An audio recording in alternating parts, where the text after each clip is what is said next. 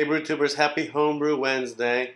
Yet another Homebrew Wednesday filmed with my webcam straight to iMovie so I could edit it quickly.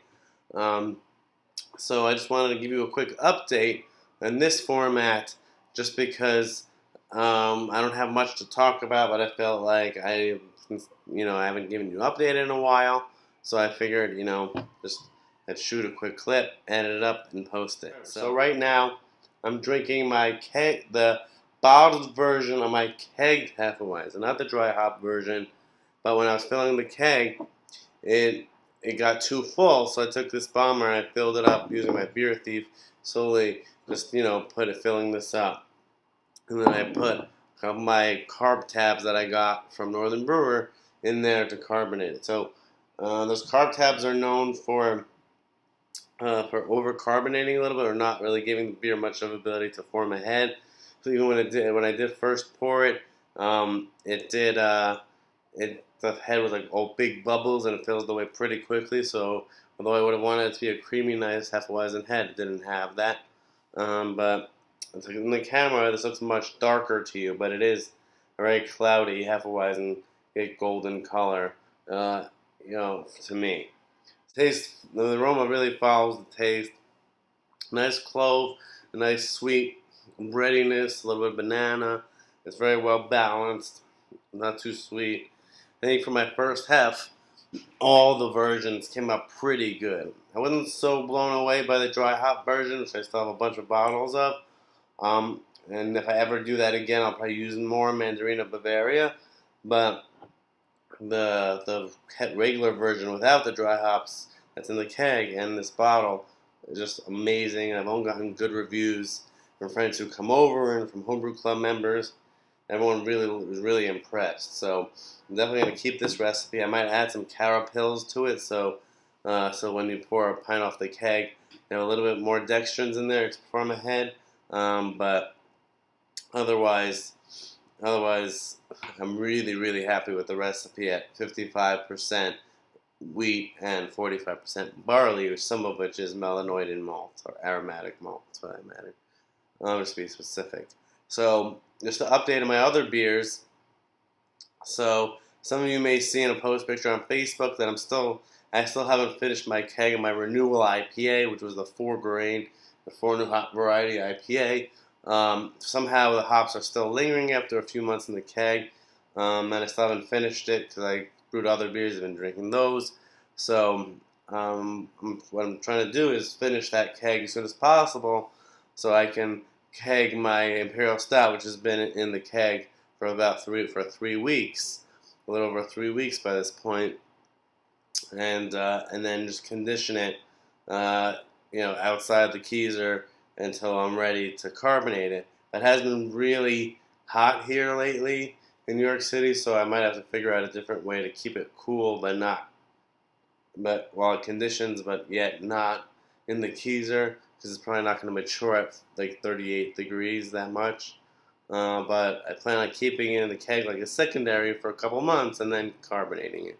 So it is down to, I might include a clip here of a tasting of it, but it is down as of the 2-week mark to 1027, so it's about 10% ABV, which is where I want it. And I was worried about the color, but I might not have to tweak the color. So you'll see in that clip, which hopefully I'll include. But otherwise, my rye IPA, although I had some reservations about it the last time I gave you an update in the Homebrew Wednesday, the more I drink on it now, the more I like it, the more my friends like it as they try it more.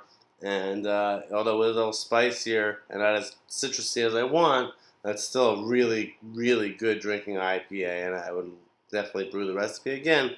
A few tweaks, but the base is solid, and I wouldn't really change much in terms of the grain bill, and I would just switch around the hops a little bit, maybe a dry hop with a little bit more. But otherwise, like I said, the more I drink on it, the more I like it. Hey brewtubers, Barry here. I have a 2-week sample here of my Imperial Stout, so I'll show you more in the light in the window. So as you see here, it's like a darker brown color. It's very murky because it's only been in the primary for 2 weeks. So I thought that maybe my chiller leaked because my refractometer, like at one point, was 1.105, and then it went to 1098, and then my hydrometer subsequently said 1.103, which was, as you know, is what I went with.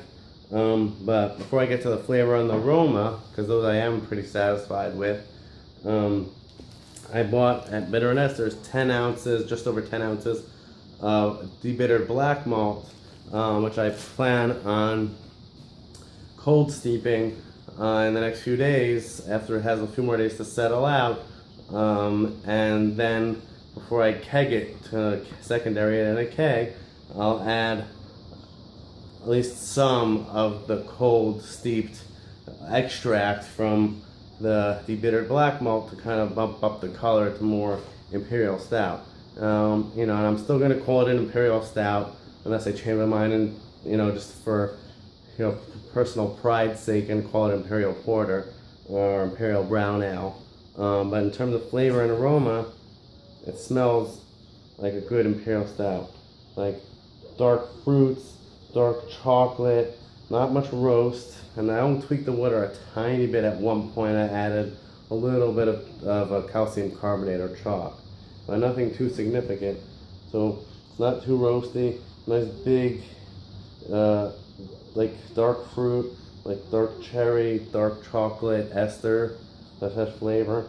Really nice. It's not really lacking, it's not like ultra complex, but for my first imperial stout and for all the problems, the aroma is pretty darn awesome. So as you see here, I'll put here on the gravity picture, it's at like 1027, 1028 now, which makes it just about 10% ABV, if I'm going with 1.103.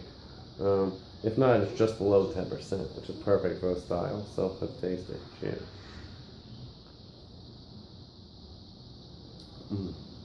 Oh yeah. So there is some like black coffee roast in there, along with the rich dark chocolate and dark fruit flavor. And it's obviously not carbonated, but with it finishing around at the 1027, 1028 mark, it had a lot of body to it. And there was flaked oats and flaked barley and caramel malts in there, also lend body too.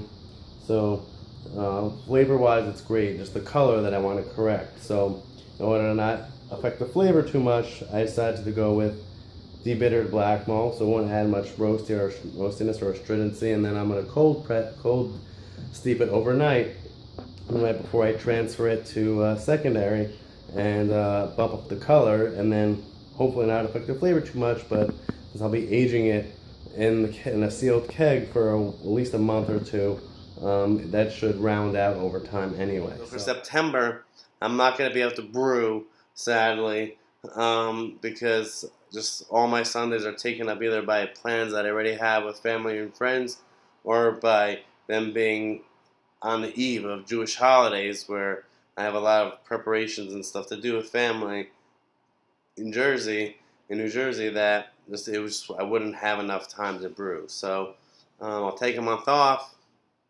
and then when I come back in October, I have a bunch of ideas of what I want to brew.